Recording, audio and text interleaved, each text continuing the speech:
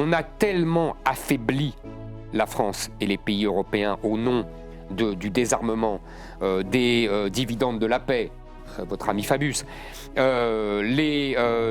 l'ouverture générale, non seulement aux immigrés, mais l'ouverture aux produits chinois. Je veux dire, tout cela, cette idéologie de l'ouverture de la Commission européenne et des dirigeants français et européens a tellement affaibli la France et l'Europe qu'il était inévitable, et là je suis d'accord avec Aquilino Morel, qu'il y en a un président américain qui dise vous voyez, vous êtes tellement nuls, vous êtes tellement faibles que maintenant on vous prend tout.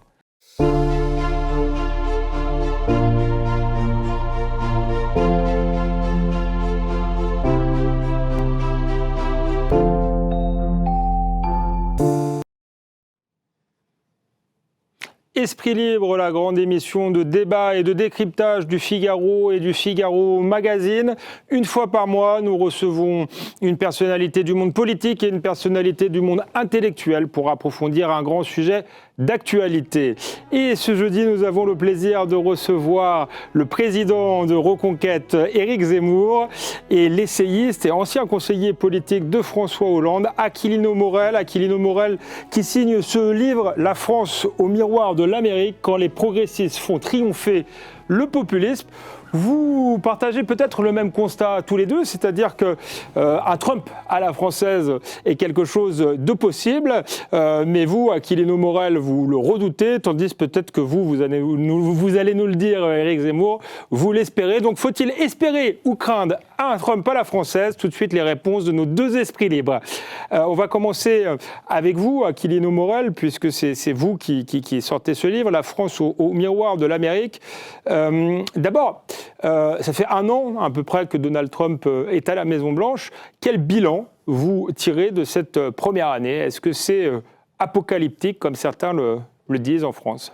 C'est certainement pas apocalyptique, mais c'est un bouleversement très profond, aussi bien aux États-Unis que dans le monde entier, dans ce qu'on appelait autrefois l'ordre du monde, et qui n'avait d'ordre que le nom, parce qu'en réalité, ça n'a jamais été un ordre au sens où certains l'espéraient. Il y a eu beaucoup de choses qui ont été faites, qui sont conformes au programme que Donald Trump a défendu devant ses électeurs. C'est un premier constat. Ce n'est pas une chose aussi habituelle que cela, qu'un président élu applique la politique pour laquelle il a sollicité les suffrages de ses concitoyens. On peut l'approuver, désapprouver, mais c'est un fait. Il l'a fait, il a appliqué ce programme avec sa personnalité, qui est ce que l'on sait, brutale, grossière, mais qui, d'une certaine manière, dit les choses, même si il les dit de façon qui nous paraît souvent déplaisante, et urticante, et violente, mais il le dit, il le fait, et il a un bilan. Si on prend la fameuse notion de bilan des 100 jours qu'a inventé Roosevelt, c'est lui qui a dit il faut faire agir vite, et donc dans les 100 jours, parce que ce qu'on ne fait pas dans les 100 jours, on ne le fera pas après, ou on aura beaucoup de mal.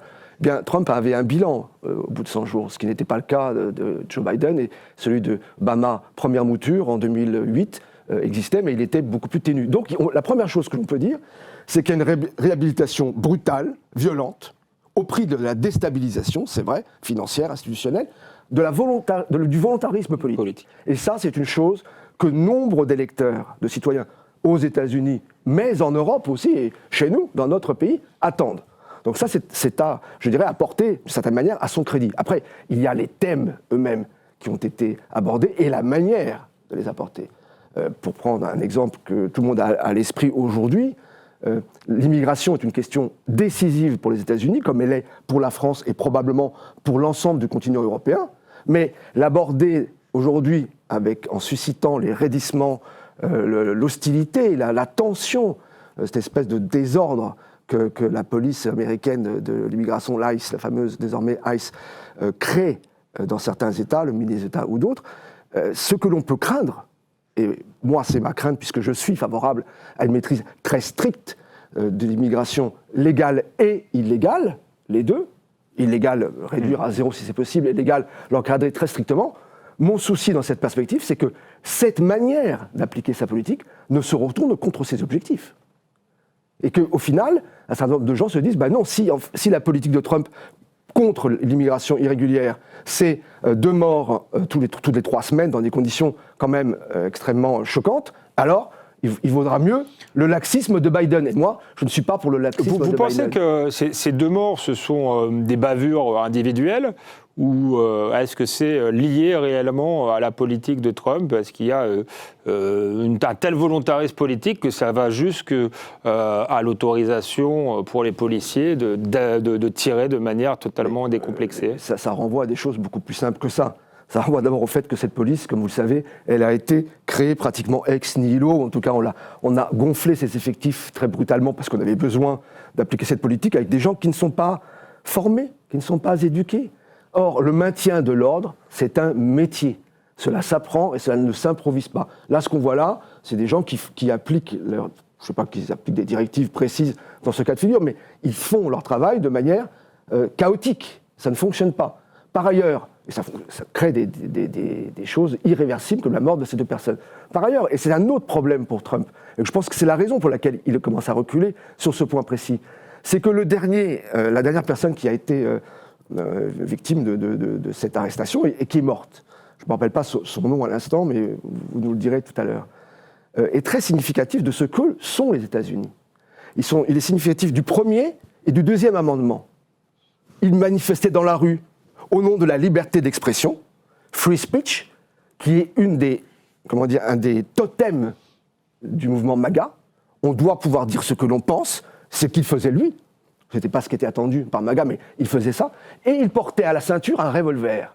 C'est-à-dire qu'il appliquait le deuxième amendement de la Constitution américaine qui dit « Tout citoyen qui en est autorisé par la loi peut se promener chez lui, dans la rue, n'importe où, avec un pistolet à la ceinture, parce qu'il a le droit de défendre la Constitution et son opinion. » Et ça aussi, c'est une chose auquel les gens qui ont voté pour Trump, les adhérents à MAGA, sont très sensibles. Donc là, je pense que Trump s'aperçoit qu'il s'engage sur un terrain qui est glissant pour lui et qui probablement commence à fracturer, y compris son socle et sa base.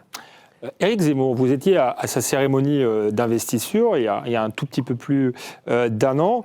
Vous allez répondre à Aquilino sur Minneapolis, notamment sur la dernière victime qui s'appelle Alex Pretty.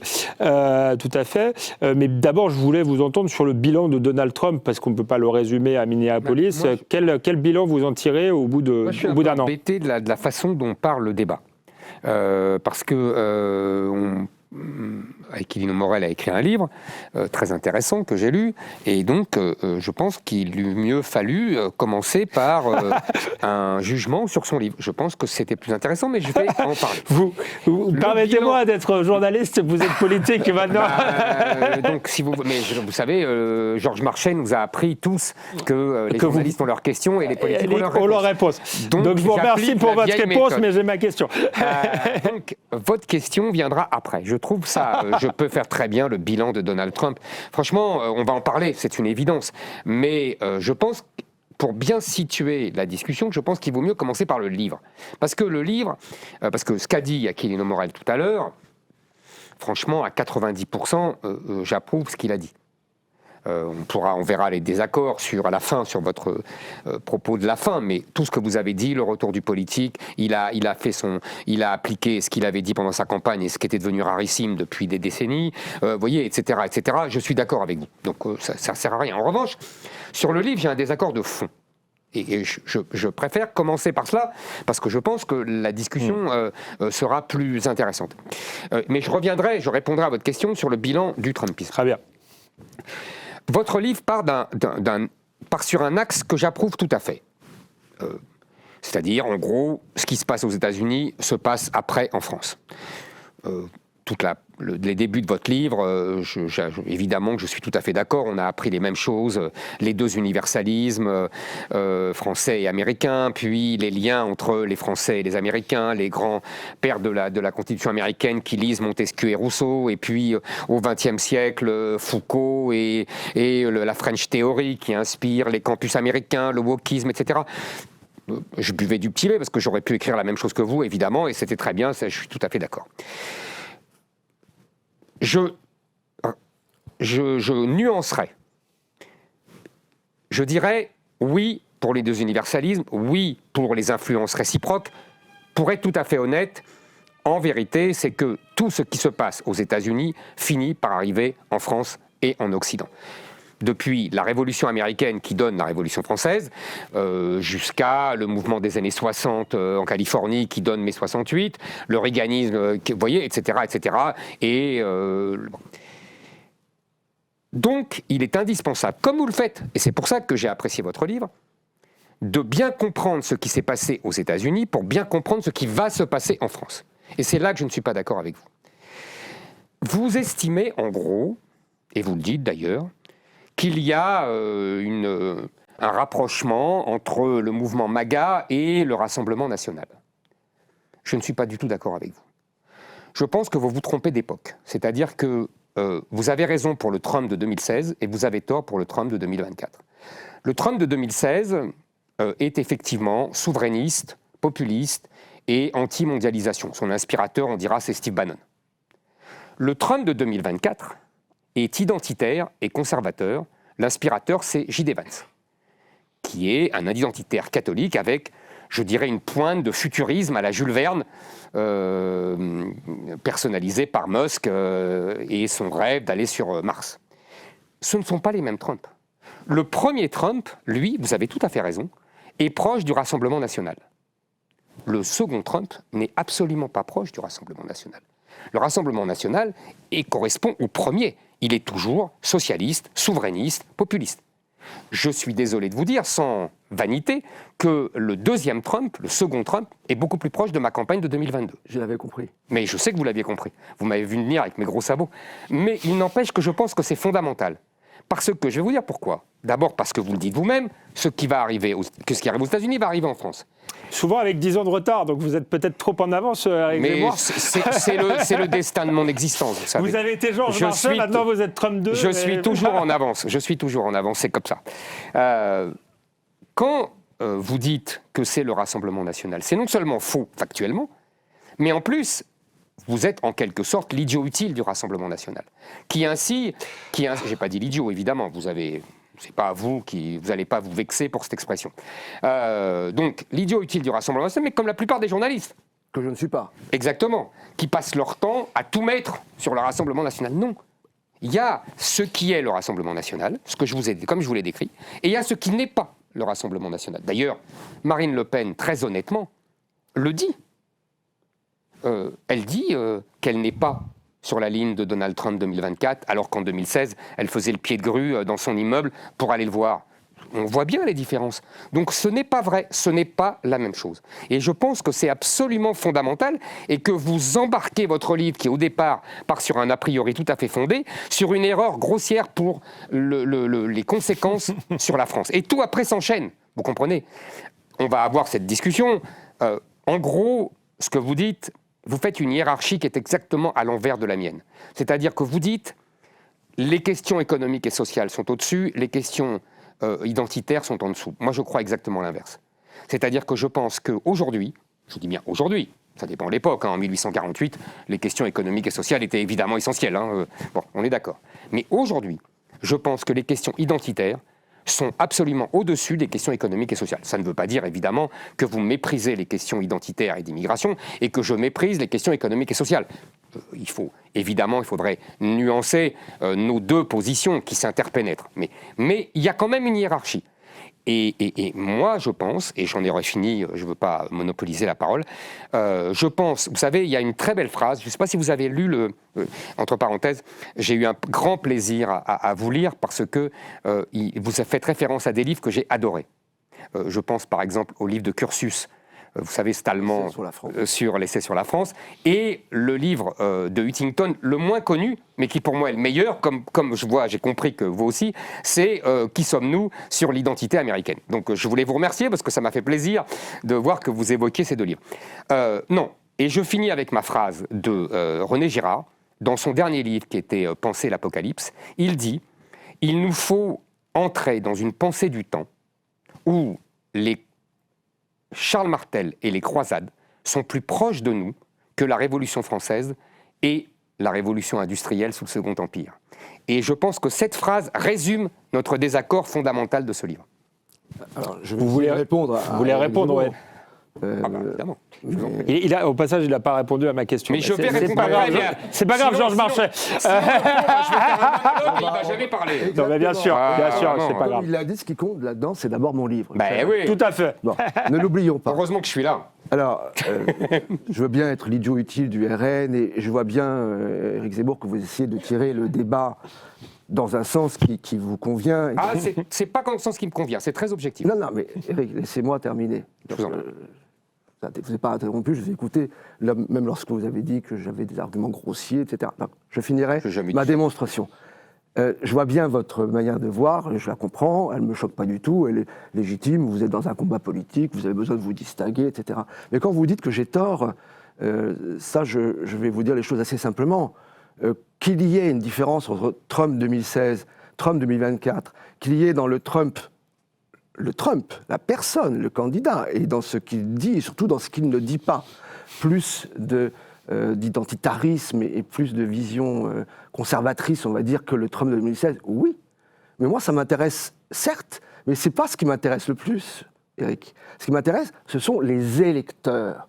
Or, les électeurs de Trump, toutes les enquêtes d'opinion avant celle du vote et après le vote montrent que ce qui les a conduits, et notamment tous les latinos qui ont fait la victoire de Trump, tous ceux dont ces démocrates qui sont des personnes bornées dans leur progressisme moralisateur pensaient que parce qu'elles étaient latinos, jamais elles ne voteraient pour un raciste comme Trump.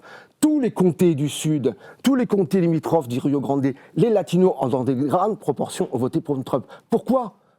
Parce qu'ils voulaient simplement du pouvoir d'achat. Si, ils pouvaient du pouvoir d'achat. Excusez-moi, je ne suis pas d'accord. Je vais vous répondre. C'est ce qu'ils disent lorsqu'on les interroge. Non, et les thèmes qui ont fait gagner Trump en 2024, c'est simple, c'est l'inflation, enfin, ce que les Américains appellent l'inflation, c'est-à-dire la hausse des prix, et l'immigration.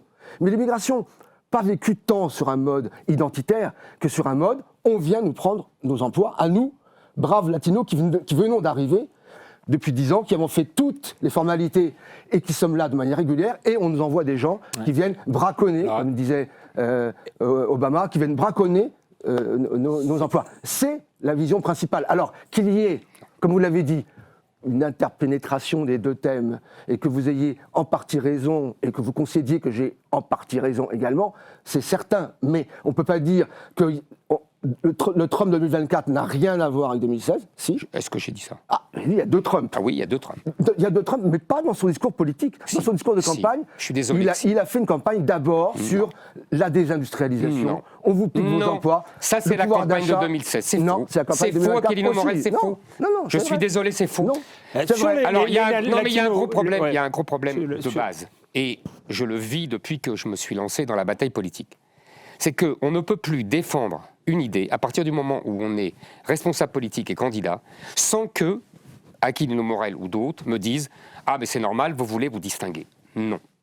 Je dis cela parce que c'est la vérité. Et accordez-moi que ce n'est pas pour me distinguer, pour faire le mariole, entre guillemets, et pour avoir des électeurs que je fais ça. Je le dis parce que je le pense. Et je vais vous dire, moi, je n'ai pas fait de carrière politique. Donc, si j'étais d'accord avec le Rassemblement national, je serais allé au Rassemblement national. C'est parce que je ne suis pas d'accord avec eux que je me suis présenté. Donc arrêtez de dire, c'est très vexant. Et c'est très vexant de dire, vous dites ça parce que c'est pour vous distinguer. Ce n'est pas pour me distinguer. Vous pouvez comprendre que vous avez vous-même gentiment rappelé que l'objet de ce débat est de parler de mon livre. Bah oui. Je consacre quelques pages. Donc maintenant, je vais quelques pages au cousinage entre le RN et Baga. Mais c'est tout le début. C'est tout l'axe du livre. C'est un peu. Et après, vous dites, c'est ça le débat fondamental, parce que le vrai débat, c'est que le RN, ce n'est pas Reconquête, et que Maga 2 n'est pas Maga 1. Pas du tout. Je dis que votre axe part mal à cause de ça. Je continue. Je vais vous répondre. Je ne suis pas d'accord avec votre analyse de la victoire de 2024 pour les électeurs. Je ne suis pas d'accord. Je n'ai pas lu les mêmes études. Excusez-moi. D'abord, quand vous dites que... Non, je n'ai pas lu les mêmes études et je vais vous dire. Oui. Quand vous dites que les latinos, vous auriez pu ajouter aussi une partie des noirs, du vote noir. Une petite partie. Petite partie du vote noir, absolument. Et ce n'est pas la majorité des latinos, ça doit être du 40% ou un truc comme ça. Presque 50%. Presque 50%. Oui, car les hommes latinos ont voté à 58% pour Trump. Merci Aquilino Morel. Les hommes. Oui. Et pourquoi les hommes ? Parce que toute la campagne de Trump s'est faite aussi sur un axe qu'ils appellent là-bas viriliste, un axe anti-féministe et donc anti-wokiste, que vous avez complètement négligé et qui était fondamental. D'après moi, plus important que les emplois. Je sais que ça ne vous plaît pas et je sais que vous n'êtes pas d'accord avec ça. Mais moi, je pense ça.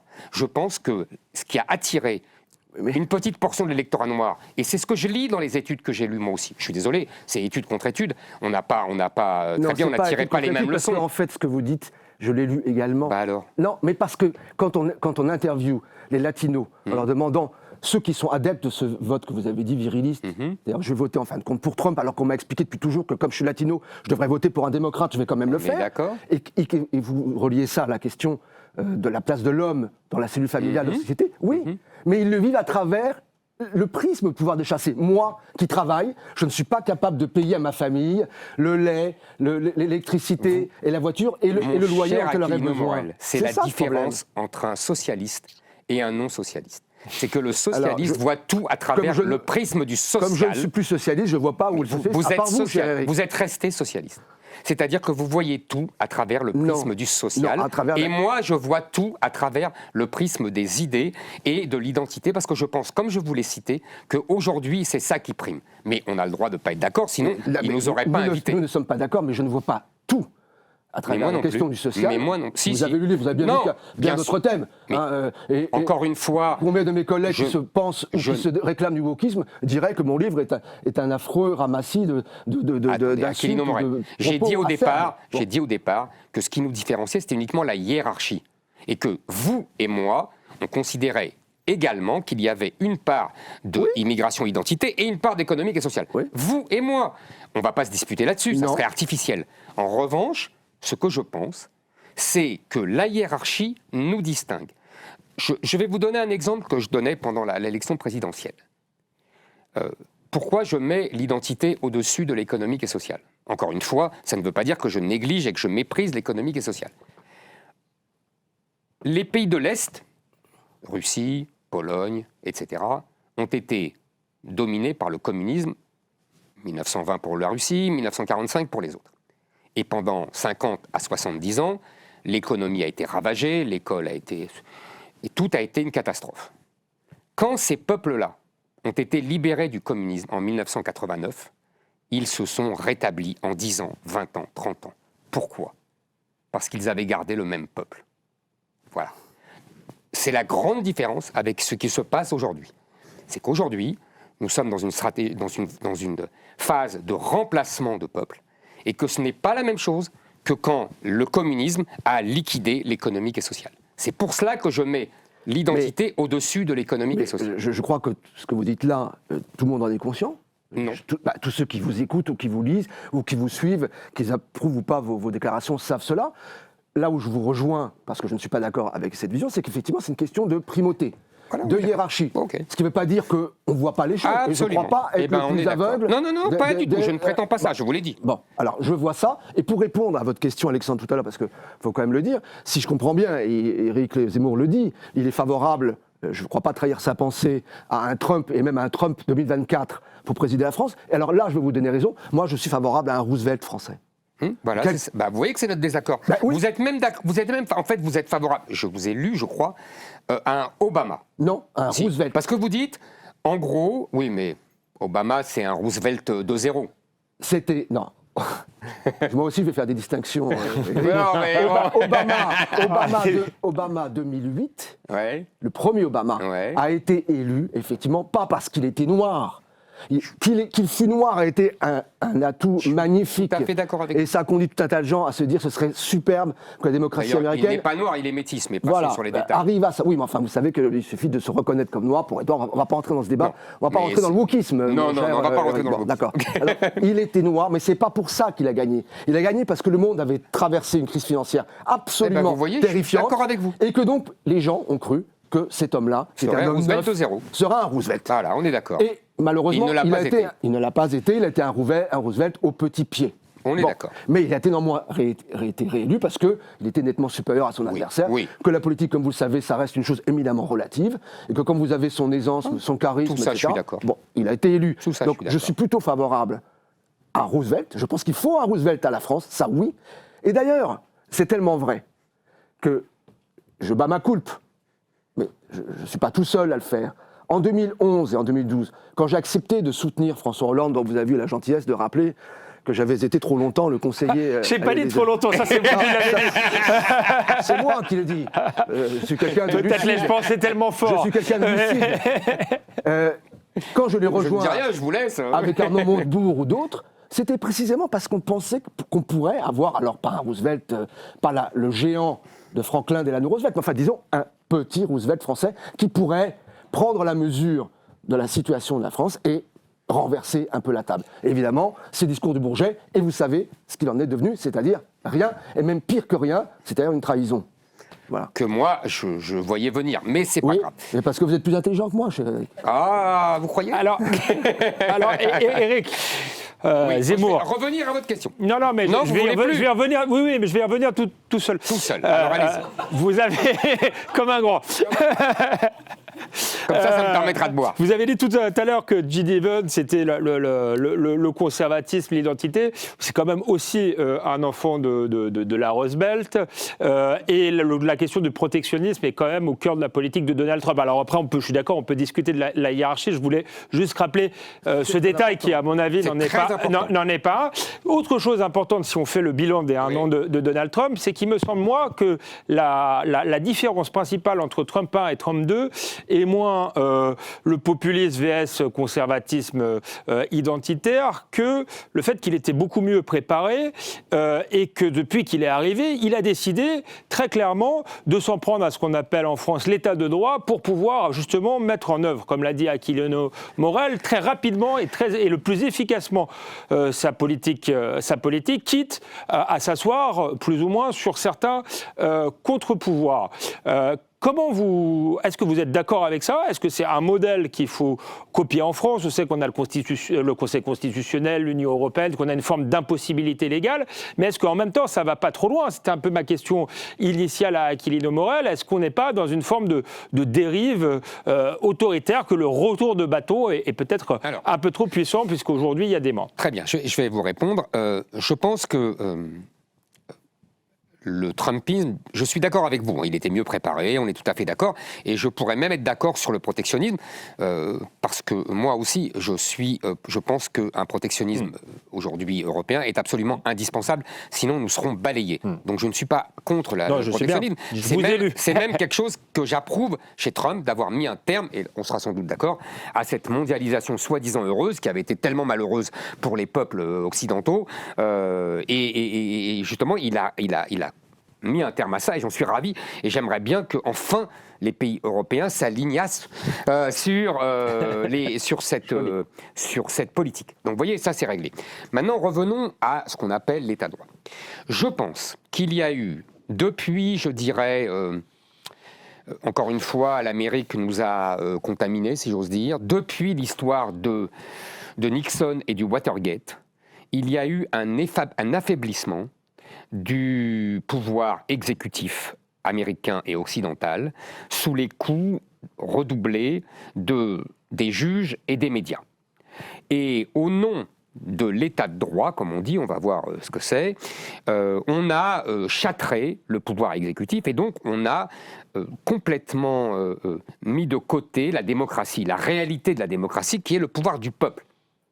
C'est-à-dire qu'il y avait, vous savez, dans beaucoup d'élites, en particulier après la Seconde Guerre mondiale, l'idée générale que le peuple avait voté Hitler et que le peuple pouvait être catastrophique et qui donc, il fallait l'encadrer très strictement pour qu'il ne dérive pas dans les dictatures.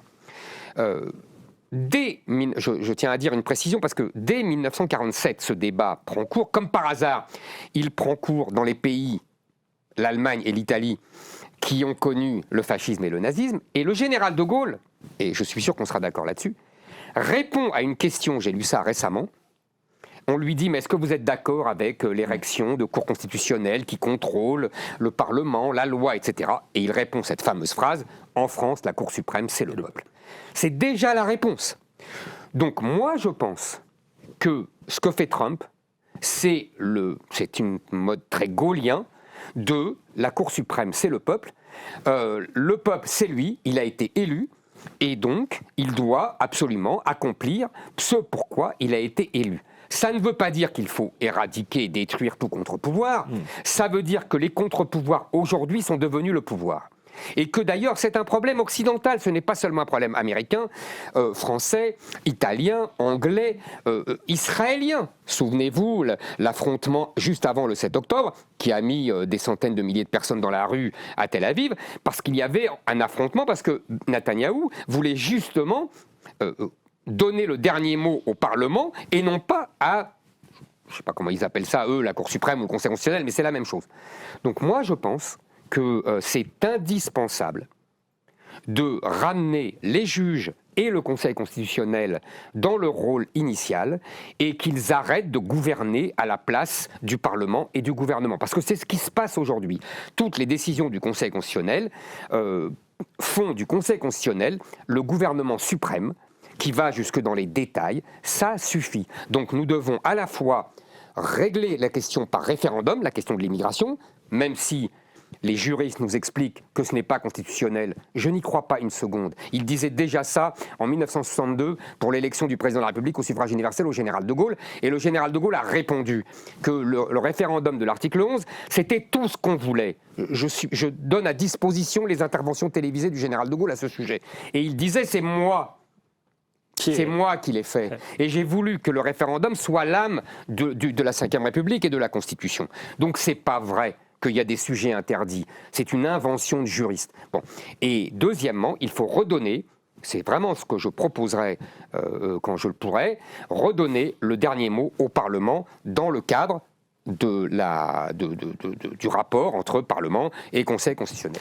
Aquilino Morel, je pense que vous avez des points d'accord sur le référendum, mais est-ce que Trump ne va pas trop loin? Et où est-ce qu'on met le curseur justement entre le pouvoir exécutif, la souveraineté du peuple et les contre-pouvoirs? C'est sur ce point que je voulais revenir, mais en revenant, aux États-Unis. Oui. Parce que la comparaison est toujours possible, la transposition, c'est fructueux, c'est enrichissant. C'est un problème occidental, vraiment. Et vous avez raison, il y a une dimension occidentale. Voilà. Mais il y a une spécificité américaine. La spécificité américaine, c'est que, pardonnez-moi, ma voix est un peu faiblarde, c'est que la Constitution est laconique. Elle n'est pas comme la nôtre, assez précise, où on distingue les pouvoirs du président, du Premier ministre, du Parlement. Aux États-Unis, il y est écrit, je ne me rappelle pas exactement, je crois que c'est l'article 2, section 1, le pouvoir exécutif sera confié au président des États-Unis, point. Point de détail sur quelle ampleur de celui-ci, quel périmètre, quel degré, est-ce que c'est simplement le pouvoir exécutif, les nominations de fonctionnaires, jusqu'où, dans un pays où par ailleurs la fonction publique s'est développée par vagues successives d'agences. C'est pas tant l'administration centrale que des agences, hein, la CIA, la FDA, etc., qui se créent au fur et à mesure et qui sont votées par le Congrès. Ça, c'est vrai.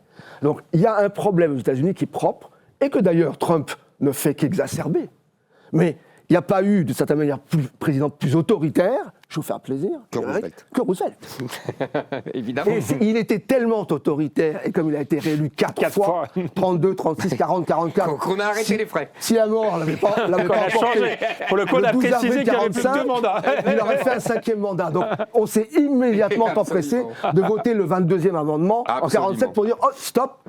Ce qui est une bêtise d'ailleurs. Donc, et je vous rappelle qu'il a quand même déporté par un executive order 120 000 Américains d'origine japonaise dans des camps d'internement, qui s'est comporté à l'époque, on disait, comme un dictateur, et que cette tendance-là, qui est de dire j'ai le pouvoir exécutif, j'ai été élu par le peuple directement, eh bien je vais l'exercer, ses successeurs, qui n'étaient pas à sa hauteur, je vous le concède, ont néanmoins essayé de l'incarner. Et Trump, qui est ce qu'il est, qui n'est pas Roosevelt, qui n'est pas Obama, qui n'est pas Lyndon Johnson, qui n'est pas George Washington, qui est ce qu'il est, mais il a été choisi, et qui a été très frustré par son premier mandat.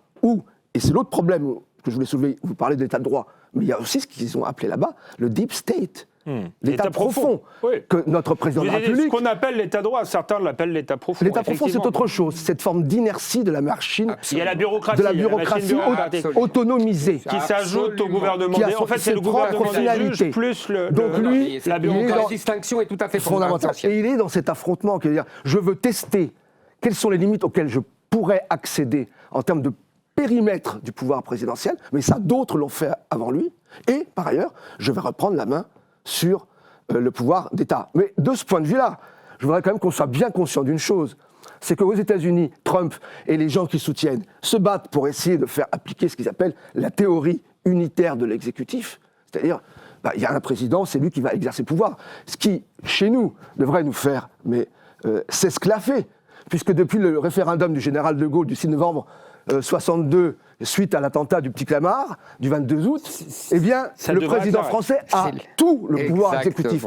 Absolument tout. Il contrôle le Premier ministre, qu'il nomme et révoque à sa guise. Article 8, alinéa 1er. Il nomme le gouvernement. Il contrôle de facto le travail de l'Assemblée nationale, pas du Sénat, mais son rôle est quand même, vous le savez, on va dire limité. Contingent. Bon, donc en fait, il voulait le supprimer. Donc en fait, quel est l'homme politique le plus puissant du monde ? C'est le président de la Ve République lorsqu'il n'y a pas de cohabitation. Et le président des États-Unis, à peine est-il élu pour 4 ans, 4 petites années, qu'il est déjà menacé par les élections de midterms comme l'est aujourd'hui Trump. Je voulais vous faire dire du mal de Donald Trump, j'ai pas réussi.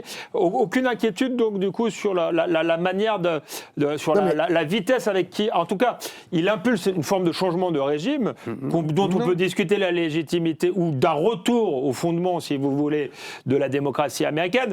Peu importe, je suis assez d'accord sur le diagnostic, mais est-ce que la puissance, la vitesse avec laquelle il impose n'a pas des effets collatéraux inquiétant, parce que je vous dis ça parce que vous êtes inquiet de l'élection de Donald Trump. Non, mais je pense que l'inquiétude est une mauvaise attitude dans la vie en général et dans la vie politique en particulier. Moi, je ne me reconnais pas là-dedans.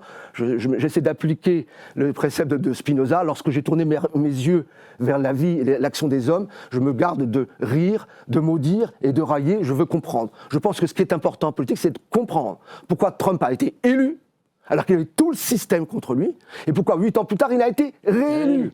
Alors que tout le monde disait que c'était impossible, inimaginable, inenvisageable, une catastrophe, une menace mortelle, existentielle, etc. C'est donc que, il incarne quelque chose de l'Amérique profonde, sa personnalité incarne quelque chose, qu'on l'aime ou qu'on l'aime pas, ça ne m'intéresse pas. Que 2, il est porté par des forces sociales, économiques, politiques réelles, d'une partie de la population qui ne se reconnaît pas dans la manière dont elle a été présidée et gouvernée pendant les dernières décennies. Et enfin, parce que ses adversaires ont accumulé une quantité d'erreurs et de fautes politiques, stratégiques et tactiques et humaines que ça en devient par moments, entre le comique et le désespoir, si vous voulez. Donc c'est ça qu'il faut comprendre. Et donc, il ne faut pas être inquiet. Il y a un mouvement brutal chez Trump, mais moi, je vais vous dire la vérité. J'aime les États-Unis. C'est un pays que je ne connais pas bien, mais je l'aime. Je suis même, je ne sais pas si Éric Zemmour l'aime, mais fellow de la French American Foundation. Ah non, je n'ai pas eu cet honneur. Donc moi, si vous voulez, je ne recule pas devant ça. Je considère que le peuple américain, en dépit de ses gouvernements présents, passés et même à venir, est un ami de la France, un ami de l'Europe, et qu'il faut savoir surmonter les épreuves, car en ce moment, nous traversons une épreuve, mais une épreuve qui est liée au cycle de la vie, et de la vie politique. Et j'ajouterais que nous avons un peu cherché. Éric Zemmour rappelait, puisqu'il avait la gentillesse de célébrer ma bibliographie, que nous avons lu malheureusement les mêmes livres, sur les mêmes bancs, des mêmes écoles, probablement pas avec les mêmes culottes, mais presque. Moi, ça fait quand j'étais à Sciences Po en même temps que vous, Éric, et donc il y a un moment, il y a 40 ans, j'entendais déjà, et je dissertais déjà doctement dans la section internationale, dans les questions internationales, sur le partage du fardeau absolument militaire entre les États-Unis et la France. Et on disait oui, alors il faudrait quand même que l'Europe et la France se rendent compte que la défense de nos nations ne peut pas reposer exclusivement sur le grand frère américain qui jusque-là, est bien généreux, paye ceci, paye cela. 40 années. Et 40 années pendant lesquelles chaque président américain... Et ça a été pire depuis. Chaque président américain a apporté sa touche en disant « Faites attention, après je me retire de l'UNESCO, je ne valide pas le traité pour la Cour de justice pénale internationale, etc. » Donc des signaux très forts que l'on n'a pas voulu voir. Jusqu'au moment où effectivement vous arrivez avec un président qui lui ne prend pas de gants, n'utilise pas le langage des diplômés de Columbia ou de Harvard, bien qu'il soit diplômé d'université de Ivy League, diplômé de Penn, il ne faut pas imaginer que c'est quelqu'un sans diplôme, il a fait les études qu'il voulait, mais donc, très bien, mais il dit les choses avec brutalité. Mais moi, pardonnez-moi, ça c'est un peu le côté qui me reste du médecin que je fus autrefois. Quand vous avez ce genre de crise, c'est parce que souvent vous avez conservé quelque chose en vous trop longtemps, et que donc l'expulsion la prise de conscience, elle se fait dans une forme de radicalité et de violence. C'est un peu inévitable. Je crois que vous serez entièrement d'accord là-dessus. J'avais une question pour vous, Éric Zemmour. Je sais que vous placez l'enjeu, la question de l'identité, la question de l'immigration au sommet de toutes les questions. Mais peut-être que vous avez été, vous le restez, vous l'avez dit, malgré tout souverainiste, même si ce n'est pas dans la hiérarchie de vos engagements, l'engagement principal aujourd'hui.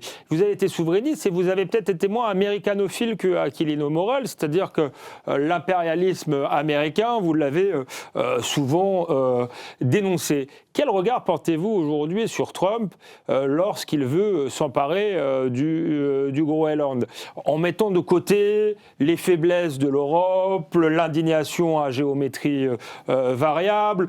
Peut-être que le Groenland n'est pas le problème central, vous allez me dire aujourd'hui, de la France ni de l'Europe, mais tout de même, symboliquement, on a un président américain qui s'est dit d'abord nationaliste et qui là semble avoir malgré tout une forme de projet impérial. Comment vous regardez ce projet impérial-là, et est-ce que ce n'est pas un paradoxe pour un souverainiste de prendre pour modèle un président américain? Alors, moi, je vais vous dire, et c'est bien parce que ça nous ramène au début de la conversation que j'avais... Je marque un point. Non, mais c'est vrai, j'avais voulu partir de notre côté, mais je vous avais dit que je répondrais. En vérité, pour moi, je distingue le Trump intérieur et le Trump extérieur. Le Trump intérieur, franchement, c'est-à-dire l'action de Trump aux États-Unis, je n'ai pas beaucoup de désaccords. On dira ça comme litote. D'abord, j'ai apprécié sa manière d'être élu contre tout le système, et en particulier tout le système médiatique. Puis, je considère que j'entendais des phrases, j'étais à l'investiture, j'étais aux États-Unis, j'ai discuté avec les gens de la galaxie MAGA qui sont très intéressants.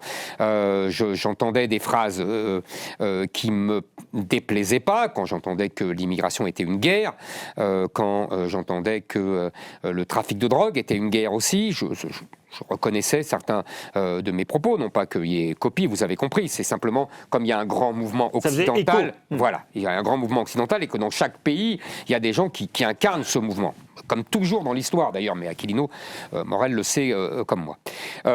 Donc à l'intérieur, le combat contre le wokisme dans les universités, le fait que non seulement et c'est la grande différence avec Obama, ils ne combattent pas seulement l'immigration illégale, mais aussi l'immigration légale, et qu'il engage une remigration, 1,5 million d'immigrés en moins, en même pas un an. Je rappelle que nous, en France, les derniers chiffres de l'immigration légale sont sortis, c'est 15% de plus, 385 000 sous M. Retailleau. Vous voyez la différence de politique et de conséquences. Donc ça, j'approuve tout ça. J'approuve également, je vous l'ai dit tout à l'heure, sa politique protectionniste. Vous comprenez, même si ça peut nous faire du mal à nous, les viticulteurs, j'ai bien compris tout ça, mais je parle pour les États-Unis et pour le monde. Donc vous voyez le Trump intérieur. Après, le Trump extérieur, il est un patriote américain, moi je suis un patriote français, donc il défend les intérêts des États-Unis, moi je défends les intérêts de la France. Parfois c'est concordant et parfois c'est divergent. Mais j'ai pas attendu Trump pour ça. Moi je trouve que les cris d'orfraie des pseudo-patriotes d'aujourd'hui, parce qu'ils détestent Trump, qui agitent le petit drapeau français, alors que, et là, je mets volontiers Aquilino Morel avec moi et moi avec lui, il nous crachait dessus quand on défendait la patrie française, ça m'agace un peu. Quand c'était sous Obama qu'on mettait en prison M. Pierucci, un cadre d'Alstom, on ne les entendait pas. Quand c'était sous Biden, je crois, que les États-Unis brisaient notre accord commercial avec l'Australie, on ne les entendait pas. Donc ça m'agace un peu, j'avoue. Donc, ceci dit, si vous étiez aux manettes, vous feriez quoi là? Attendez. Que ceux qui ont une alignation à géométrie variable vous agacent. Mais si vous étiez aux manettes... Attendez. Je dis donc que je comprends très bien que les pays européens et la France contestent la volonté de Trump d'acheter, ou pire encore, de conquérir le Groenland. En sachant quand même qu'il est de coutume pour les États-Unis d'acheter. Ils nous ont acheté la Louisiane, ils ont acheté l'Alaska aux Russes, je crois, en 1867. Ils voulaient déjà acheter en 1945, d'ailleurs, le Groenland. C'est pas une lubie trumpienne, c'est une vieille histoire. Le Groenland n'est pas une terre européenne, c'est une terre colonisée par un pays européen et qui est dans le continent américain. Vous voyez, il faut quand même expliquer aux Français, parce qu'à les entendre, c'est comme s'il avait attaqué la Bretagne, quoi. Donc il faut quand même expliquer tout ça. Mais je comprends très bien que les Français et les Européens disent non. Maintenant, et c'est là que je voulais en venir, on a tellement affaibli la France et les pays européens au nom du désarmement, des dividendes de la paix, votre ami Fabius, l'ouverture générale, non seulement aux immigrés, mais l'ouverture aux produits chinois. Je veux dire, tout cela, cette idéologie de l'ouverture de la Commission européenne et des dirigeants français et européens a tellement affaibli la France et l'Europe qu'il était inévitable, et là je suis d'accord avec Aquilino Morel, qu'il y en a un président américain qui dise vous voyez, vous êtes tellement nuls, vous êtes tellement faibles que maintenant on vous prend tout. C'est Thucydide, quoi. Depuis 2000 ans, on sait ça. On sait que le fort demande tout ce qu'il exige et que le faible est obligé d'accorder tout ce qu'on exige de lui. Ça n'a rien de nouveau. Vous comprenez ce que je veux dire? Ça n'a rien de nouveau. Donc, vous me disiez si j'étais aux manettes, et j'ai fini. Certes, on est d'accord sur le mais répondez quand même sur les manettes, c'est le plus important. On sait que ça n'a rien de nouveau, mais... Il faut simplement se renforcer, se réarmer militairement. J'ai passé ma campagne présidentielle à dire ça, le devoir de puissance, et aussi s'occuper de soi, c'est-à-dire combattre l'invasion migratoire, le grand remplacement, la désindustrialisation. Vous voyez, il faut d'abord s'occuper de nous. On est tellement faibles. Vous avez vu que maintenant, on est un des pays les plus pauvres de l'Europe. Je veux dire, il faut quand même le dire. Et pourquoi tout cela? À cause de ce que je viens de dire. Aquilino Morel, vous vouliez réagir? Pas trop long, parce qu'après j'aimerais poser une question de conclusion, parce qu'il ne reste plus que 7 minutes dans cette émission. Vous avez été bavards tous les deux. C'est normal. Passionnés. On est l'un en face de l'autre ou à côté, on est là pour parler. Bah oui, j'en suis très heureux. C'était pas une critique. Allons-y. Non, mais il veut parler tout seul. Bon, voilà. Sur la question du Groenland ou de l'attitude de Trump extérieure, comme l'a caractérisé Éric Zemmour, moi, je suis un être simple et je m'efforce de le rester. Je n'aime pas la complexité. Je considère que c'est une difficulté qu'il faut résoudre et non un totem qu'il faut célébrer, contrairement à ce que pensent beaucoup de personnes. Je suis un patriote et, je n'ai pas peur de le dire, un nationaliste. Pas dans un sens belliqueux, mais dans un sens où j'aime mon pays et je l'aime en tant que nation. Absolument. Bon. Donc, par conséquent, je ne peux pas concevoir que d'autres personnes, d'autres êtres humains vivant dans d'autres pays se comportent différemment. Et par conséquent, je comprends très bien que les Danois et que les Groenlandais veuillent absolument, et ils ont bien raison, défendre leur territoire et qu'ils considèrent les intentions de Trump comme particulièrement insupportables et dangereuses et inacceptables. Très bien. Mais moi, ça, c'est le point de départ, et cela va, de mon point de vue, de soi. Mais il y a autre chose. C'est quand même la forme de naïveté et de fascination, en fait, pour Trump, que moi, je ne partage pas du tout. C'est ce que j'allais dire, parce que... Moi, je regarde Trump comme un médecin, c'est-à-dire, je ne dirais pas comme un patient, parce que je ne veux pas dire qu'il est malade, mais comme un homme. Donc je le regarde, il est grand, il est comme ci, il fait comme ça, il se comporte de telle manière, il parle de telle façon, il utilise tel vocabulaire, tel thème, etc. Mais là, dans l'affaire du Groenland, c'est caricatural. Il arrive en disant... en ayant préparé le terrain, puis en disant je vais le prendre d'une manière ou d'une autre, de Groenland, vous commencez à me casser les pieds, ça va être à moi, pour la raison qu'a rappelé Éric Zemmour, c'est-à-dire c'est une terre qui n'est pas plus européenne ou danoise qu'elle n'est en fait américaine, c'est tout un tas d'arguments qu'on peut entendre, et une attitude, on va dire, comme ça, très brutale et d'affirmation. Et en réalité, il a suffi que quelques pauvres chefs d'État européens, qui sont quand même un peu sur la défensive, et qui n'incarnent pas la force triomphante, se concertent et se disent non, alors cette fois-ci, on ne va pas le faire, on ne va pas le laisser faire, on va dire non. Qu'est-ce qui s'est passé? Il a reculé. Il a reculé. Ça veut donc dire qu'en fait, cet homme, et c'est assez logique qu'il n'a cessé de le dire, je ne veux pas rentrer dans le truc, l'art du deal, patati patata. Il le dit lui-même. Lui, il veut quelque chose, il dit, je vais demander ça. Exactement. Et si j'arrive à avoir ça, ce sera pas mal. Et nous, à chaque fois qu'on dit qu'il demande ça, on lui donne plus. On dit, alors, non. Et moi, il y a quelqu'un... on est d'accord là-dessus. Il y a à un moment donné quelqu'un dans la campagne de Trump qui a dit une chose très vraie, c'était un de ses partisans, et il décrivait parfaitement la psychologie des Américains, notamment de la presse américaine. Il disait, voilà, les adversaires de Trump prennent Trump au mot, littéralement, mais pas au sérieux. Les électeurs de Trump, ils prennent Trump au sérieux, mais pas littéralement, pas au mot. Moi, je pense qu'il faut faire les deux. Il ne faut pas le prendre au sérieux quand il fait des phrases qui sont des rodomontades à l'évidence, mais bien sûr être vigilant, s'organiser, se réarmer. Et j'ajouterais à la série de réarmements énumérés par Éric Zemmour, ce qui à mon avis est premier, c'est le réarmement intellectuel, c'est-à-dire d'être capable de penser le monde, comme dirait Spinoza, tel qu'il est, et non tel qu'on aimerait qu'il fût, parce qu'il ne le sera jamais. Nous ne vivrons jamais dans un monde à la Kant, on vivra toujours dans un monde à la Spinoza, où les gros poissons ont un droit souverain de manger les petits poissons. C'est atroce, mais c'est la réalité. Et donc, ce réarmement-là, c'est le meilleur moyen à opposer à Donald Trump. Et certainement pas ni la dénonciation quotidienne, ni la lecture compulsive du moindre de ses tweets ou de ses déclarations. On a compris. Je voudrais juste en revenir au livre qui s'appelle « La France au miroir de l'Amérique ». On a compris les causes de la victoire de Trump. On a compris que ça pourrait nous arriver en France. Est-ce que c'est un problème finalement? Parce que quand je vous écoute, Trump, ça n'a pas l'air si mal que ça. Non, j'ai donné ma réponse. C'est quoi alors moi, je ne suis pas pour un Trump, et encore moins un Trump encore moins pour réaliser 2.0 version 2024 qu'un Trump 2016 version vous voulez Roosevelt, d'accord, pardon. Oui, parce que je pense que l'enjeu est social. Non, mais je pense que la méthode en politique, c'est capital. C'est presque aussi important que l'objectif. Or, il faut rassembler les gens, il faut les réunir. Alors, bien sûr, dans la réunion de rassemblement, les questions identitaires ont leur place, et je suis bien placé pour le dire, je l'ai écrit à plusieurs reprises. Je considère que ce dont souffre le pays, c'est de la question identitaire et de la question sociale. Les deux à la fois, et très souvent, pour reprendre votre expression, elles s'interpénètrent. D'accord ? Mais qui peut faire ça ? Pour moi, c'est Roosevelt, ou quelqu'un qu'on a oublié et qu'on a ramené à une seule de ses dimensions, c'est Martin Luther King.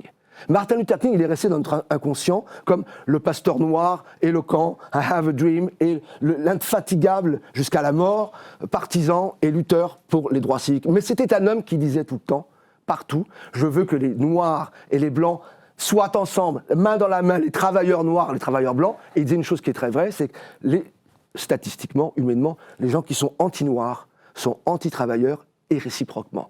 Et ça, c'est le fond de ma conviction. Éric Zemmour, on a 1 minute 30.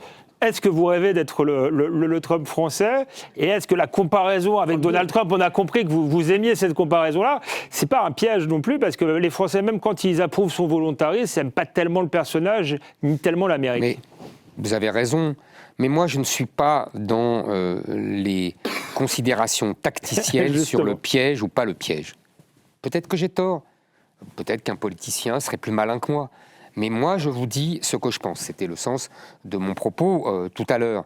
Je pense ce que je vous ai dit, c'est-à-dire qu'il faut cette politique-là pour la France et pour tout l'Occident, parce que tous les peuples occidentaux maintenant l'ont compris et le veulent. Alors, Trump, il est américain, il est... vous voyez, on me disait déjà ça en 2022. Est-ce que vous êtes le Trump français, etc., etc. Il y a des points de comparaison et des points, évidemment, de différence évidentes. Voilà, c'est tout. Mais je pense en tout cas une seule chose. Il y a un grand mouvement intellectuel, culturel, politique, philosophique, qui a pris son envol dans tout l'Occident et qui est que les peuples occidentaux ne veulent pas mourir et qu'ils veulent sauver leur identité. Voilà. Ça, aux États-Unis, en France, en Italie, en Angleterre, en Allemagne, partout en Occident, c'est le grand mouvement. Je pense que j'en suis l'incarnation en France. Voilà, c'est tout ce que je peux dire. Merci Éric Zemmour, merci Aquilino Morel, c'était passionnant. On se retrouve le mois prochain pour un nouveau numéro d'Esprit Libre.